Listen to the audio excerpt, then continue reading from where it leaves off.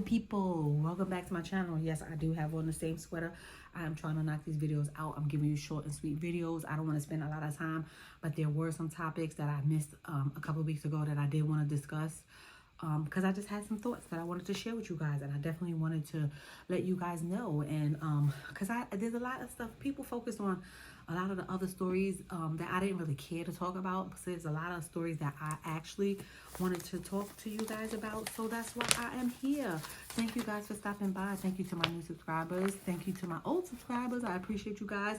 Nonetheless, I appreciate it. Don't forget to share if you care, and like, comment, rate, and subscribe. So let's get right into the first story. Ciao. We're gonna talk about Desus and Mero and Funky and Tamika Forster after the fact. So the first story we're gonna talk about is a Bronx woman was unalived and her two sons were injured by her boyfriend. I'm gonna play the video, and then we're gonna end up discussing. I just feel like this is happening a lot. I don't know what's going on, and I don't understand. I don't know what's going on. I don't know what's happening in this world. The last two videos, there is a lot of women and children who are being hurt and unalived, and I don't know what's happening here. In my last video, I discussed how a guy got unalived for a dog, and I'm just like, what's happening here? Like, is this a sign of the times? Like, is this happen? Like, why is this happening? What's going on? Do we need to take a deeper dive in? Did a lot of people suffer during the pandemic, and now we need a lot of counseling and a lot of I don't know. You guys let me know what y'all think about it. Let me know what y'all think about all of this stuff that's going on. But I'm going to play the video. I'm going to let y'all watch the video. And then we're going to move on to the next one. I really don't want... I'm going to let y'all watch. Terribly sad story this morning. That 40-year-old woman was shot and killed this morning here in the Bronx. Her two children, a 16-year-old boy and an 8-year-old boy, were also shot. They are in stable condition right now at the hospital. We are told this morning by police sources that officers are now on the hunt for that woman's boyfriend, but they say he is not the biological father of those children. We want to give you a look at some of the video this morning that we've seen detectives and police officers coming in and out of this building here behind me all morning in the Bedford Park section of the Bronx. Again, we are told a 40-year-old woman was shot and killed here on East 23rd Street in the Bedford Park section of the Bronx. It all happened around 5:15 this morning. Police say the woman was shot in the upper torso. We know the 8-year-old was shot in the arm. The 16-year-old was shot in the butt. Both of the boys were taken to the hospital where they are expected to recover. Now, right now, police say they are looking for a man in his late 30s and 30s or 40s, somewhere in that range. They say he was wearing a black hat, a black jacket, brown boots, and it is believed he ran away from the scene. Again, sources tell us this morning that the suspect in this case is the woman's boyfriend, but again, he is not the biological father of those children. So those two boys, 16 and 8, they're both in the hospital right now in stable condition, but unfortunately their mother, 40 years old, has since died as a result of her injuries. Her identity has yet to be released. That is the latest right now, guys, on this very, very terribly sad story. All right, so now that y'all see the video, I really don't have much to say about it. I just feel like the more I hear these stories, the more I feel like there's a sign of the times. I feel like there's a lot of unhappy people in this world right now, and I just feel like it's showing. It's showing. So I don't know. Drop down in the comments. Let me know what y'all think about that story. Let me know if y'all hear anything else about that story, if y'all heard anything else about this story. So let's move on to the next one. So this one is an elementary school teacher was placed on leave because she reenacted or she conducted a school pew pew pew drill to make the kids in the school aware of the things to do and not do during a school pew pew. I think that's a smart idea. And the reason why I say that is because you get a lot of kids that's caught off guard. But if you have these drills, just like they have these fire drills, to let these kids know what to do if something occurs that they would be aware of, I feel like this is the thing to do. These things are occurring more and more and more. In the last 3 years, I think we've had one every year. I think this is a brilliant idea to keep these kids and keep our babies safe so they know what to do if this happens. And I feel like they're being punished because the kids was traumatized, blah, blah, blah. I feel like she should have sent a letter home. And if the kids who wanted to participate, let the parents let them participate. And the kids who didn't want their kids to participate, let them stay home and not participate. But I feel like she should have notified the parents. Don't get me wrong. I feel like she should have notified the parents because she was walking around, pointing her fingers like, oh, boom, boom, doing the activity. And a lot of kids will get traumatized by that because they're still young, yes. So she should have sent out a letter, or she should have did some type of notice or something, or discussed it with somebody so I understand the action and the upset reaction from the parents. But I really think that they should have these type of drills implemented in the school. At my job, they have these kind of things implemented. They reenact in units this type of thing so that people will know what to do, because when you in the moment, your adrenaline kicks in and it takes over and you kind of like lose focus. But if you've done it before or rehearsed it before, even though you panic a little bit, stuff starts to come in, your action starts to come in, because people are not reactive. Initially, people are not reactive, but if you've rehearsed it, then it becomes reactive.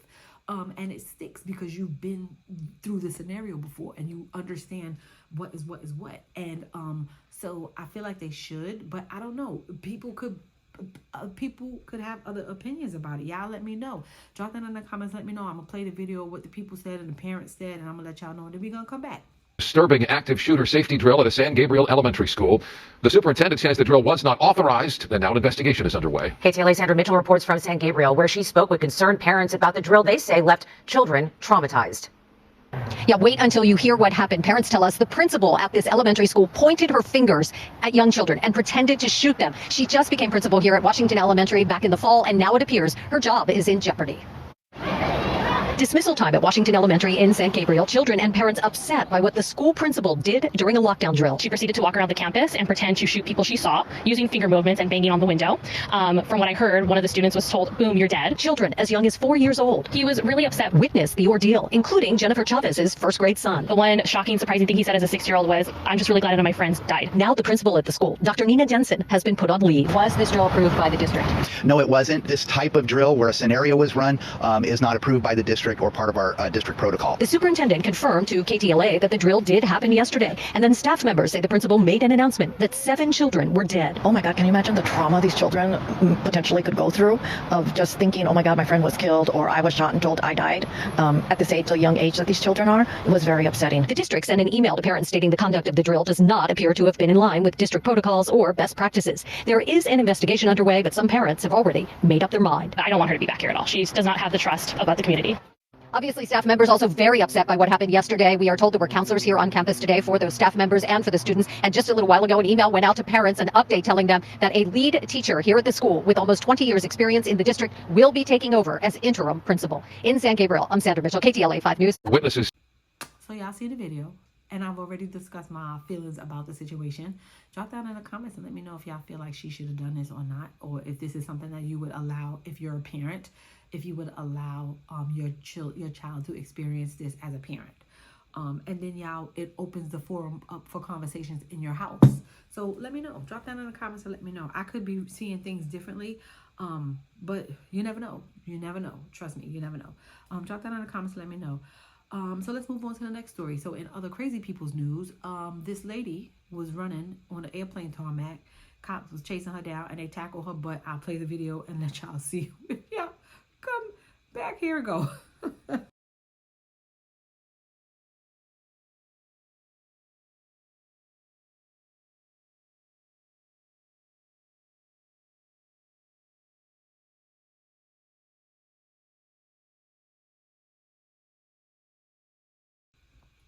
So now that y'all seen that video, what do y'all think?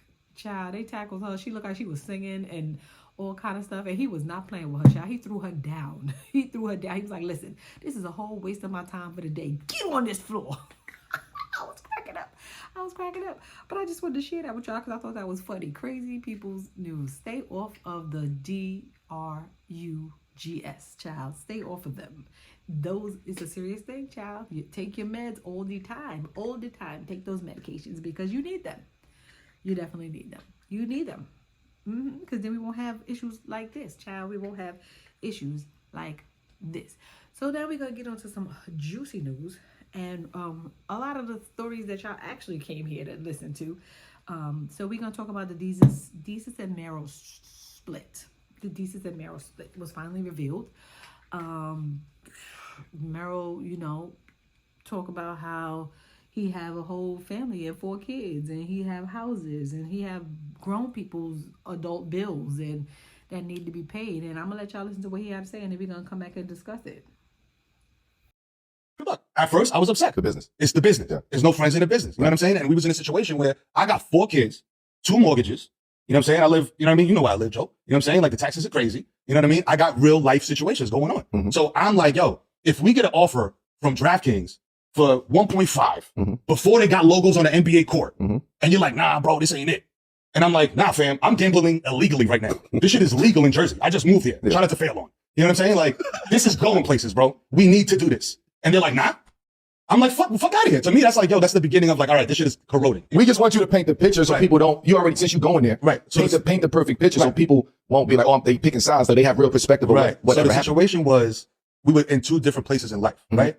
I was very much so aiming for ownership. Okay. Being a production company. Entrepreneurship. Right. You know what I mean? Like owning your IP, because that's life or death in media. If you own your shit, you're good. Just like, if you know that, you go into it with a certain approach. You know what I mean? Like, yo, I need longevity. I need ownership. You know what I mean? Like, we developed this shit out the mud. So this is us. We own this. We're not selling this to nobody. The key word here is licensing. I license this shit to you for a term, 2 years, whatever, 1 and 1.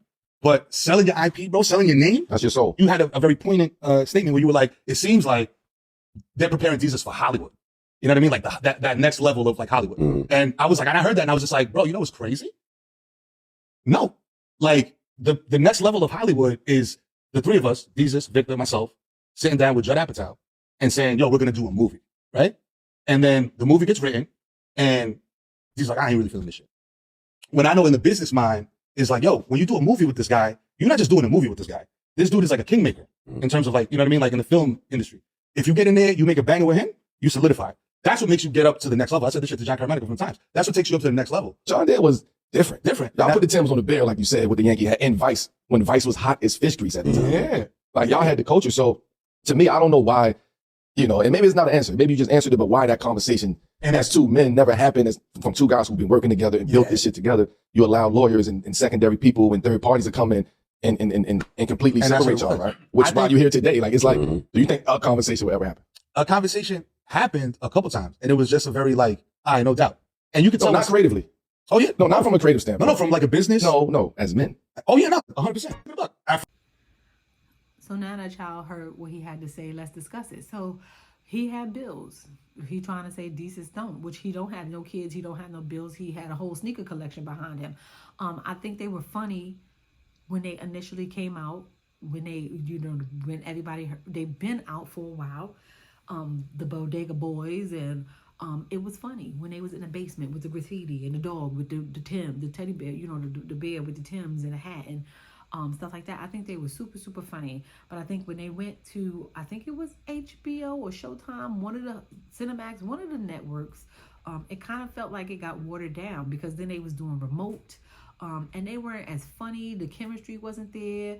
I just feel like they lost a lot when they had got signed in that big contract and stuff like that. And I feel, me personally, when I used to watch the show, because I used to watch the show all the time, but when I used to watch the show, I used to think that Desus was more funny than Mero anyway. Mero really could have been taken away and Desus could have had his own show and somebody else to bounce off, because I didn't think that Mero was funny at all. But that's just my opinion. Somebody else could think he was funny. I didn't think he was funny. Most of the time he sat there and he was just laughing and making silly comments, repeating what Desus was saying. But that's just my feelings. But then, he revealed that he had big boy bills and grown-up bills, and there's things that he needed to do that other people don't. So, it is what it is. What y'all think about that? I kind of like missed them when they stopped because I was still checking for them. I feel like a lot of their guests, I liked a lot of the guests that they had on the show, because they had guests that nobody really had on the show. Didn't we get, I think the only thing that kind of like replaced them that I felt was guests that we really didn't see much was something like a Drink Champs. But Drink Champs is too misogynistic for me, and I'm just being real. So I didn't really want to watch Drink Champs, but I feel like I like Desus and Mero. I don't know, y'all. If y'all watch Desus and Mero, drop down and let me know what y'all think about that. What he said. If he thinks it's relevant. I mean, everybody got bills, so he ain't lying. It's just, it is what it is. Y'all drop that in the comments and let me know what y'all think. So now we're gonna get on to this next story, which I think is hilarious, and I just feel like this is what they think of y'all. Raymond Arroyo gets on Fox News and he talks about these Trump sneakers that y'all gonna go out and buy, cause I ain't buying nothing. I ain't buying nothing. I don't even care if it was 2 pennies that I rubbed together that I found in the street for free. I wouldn't buy it. But that's just me. Y'all do what y'all want to do. Y'all might go out and buy it, but I ain't buying it. What y'all think about it? I'm gonna let y'all hear the video, hear what he gotta say, hear what they gotta say, and then we're gonna come back and discuss it. Child, we're gonna come back and discuss it. Let me fix my face. Here you go. His opponent's crazy, because even the sneaker thing, I was on social media last night. Very interesting, as you see black support eroding from Joe Biden. This is connecting with black America because they love sneakers. They're into sneakers. They love this is a big deal, certainly in the inner city.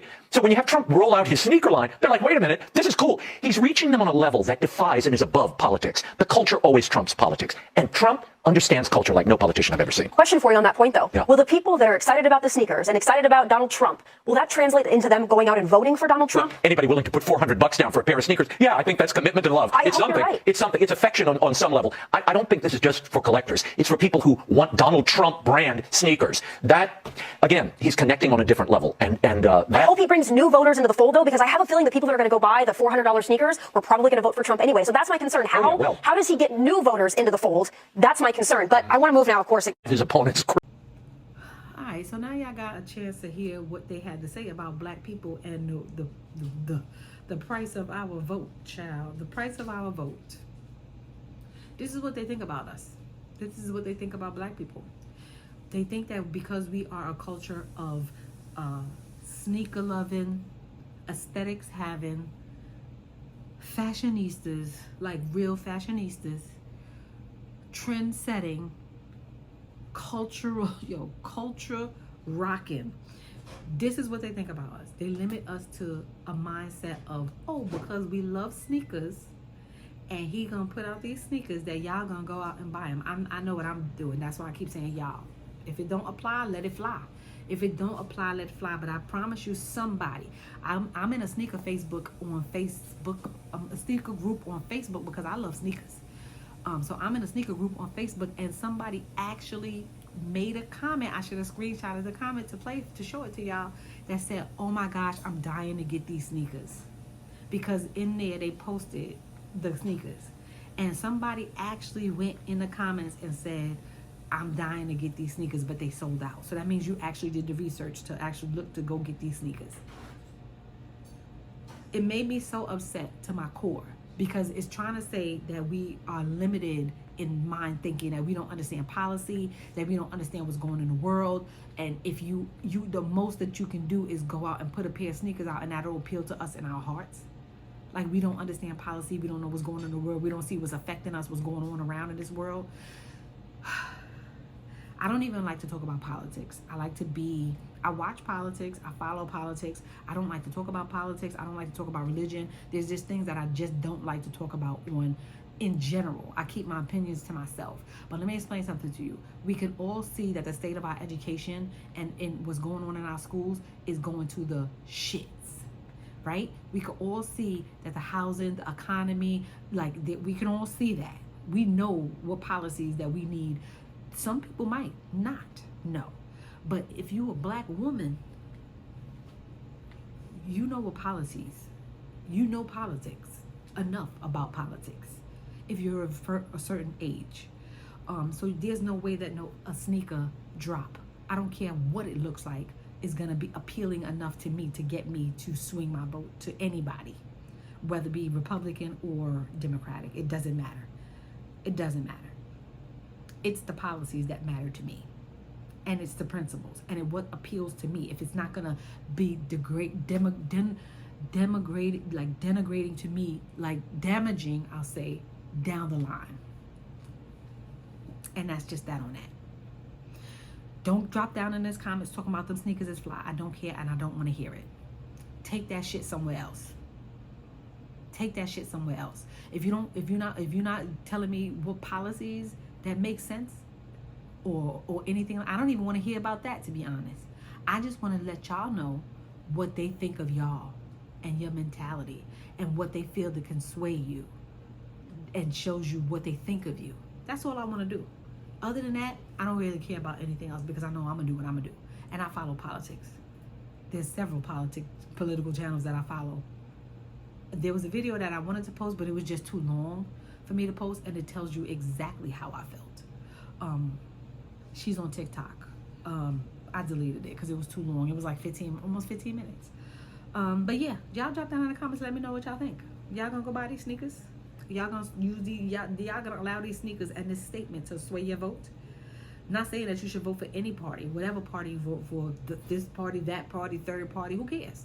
But the mindset of these people to actually get on public national TV and make a statement like this, the audacity. Y'all gonna let this fly? All right, let's move on. Let's move on. Let's move on. I said my piece. Let's move on. We're going to talk about a little bit about Tamika and Funky Child. Tamika and Funky was in the news last week. They was arguing because he called her old. He was mad. Usher got on. First of all, Usher was the one who put it out there.